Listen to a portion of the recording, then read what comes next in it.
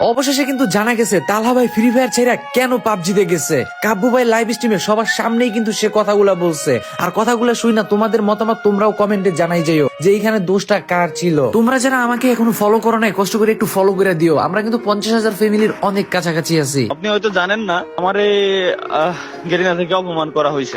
অপমানটা করা হয়েছে কিভাবে? কারণ আমাকে ইভেন্টে ইনভাইট করা হয়। কোন ইভেন্টে? ঠিক আছে, ওয়াচ পার্টিতে আমাকে ইনভাইট করা হয়। আগের দিন পর্যন্ত সব ইনভাইট করা হয়। আমাকে বলে যে ভাই আপনি আপনার টিম নিয়ে আসতে পারবেন। 9 জন আমার যে টিমে আছে ওই 9 জনটা নিয়ে আমি এক জায়গায় গ্যাদার করছি, ঢাকায় আমার বাড়ি। যে কালকে সকালে ঘুম থেকে উঠেই আমরা চলে যাবো ডিরেক্ট খুলনা থেকে আমার বাড়ি ঘুরে এসে দেন পরের দিন আবার আমরা ঢাকা ব্যাক করবো। ক্যামেরা ট্যামেরা সেট আপ সব আমার রেডি। এখন রাত 3টের সময় আমার কল করে, আল্লাহর কি রহমত, ওই সময় আমি যাই গেছিলাম। ওই সময় আমার কল করে, তাও কল দেয়াই হচ্ছে মারুফ বাইরে দিয়ে, যে তালহা ভাই আপনি কালকে আসতেছেন না, আপনি কালকে অসুস্থ। আমি বললাম যে কই ভাই আমি তো অসুস্থ না, আমি তো ঠিক আছি, তো আমি কালকে আসতেছি তো। পরে মারুফ ভাই আমার আবার বললো যে ভাই আপনি কালকে আসতেছেন না, আপনি কালকে অসুস্থ। আমার নামে কিন্তু ওই জায়গায় পিকচার টিকচার দিয়ে যে সব বোর্ড থাকে এন্ট্রি গেটে, ওই সবকিছু বানানো ছিল। পরবর্তীতে ওইটা ভাঙ্গি ফেলছে, তাও পোলাপান ভিডিও পর্যন্ত করছে।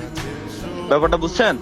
ওই এমন সিন হয়েছে। পরে হয়েছে কি, আমি পরে বুঝতে পারছি ওনার কথা। আমি বললাম যে ভাই এই যে কোন ধরনের কথা বলেন আপনারা, এটা কি মানায় নেওয়া যায় কোনোদিনও?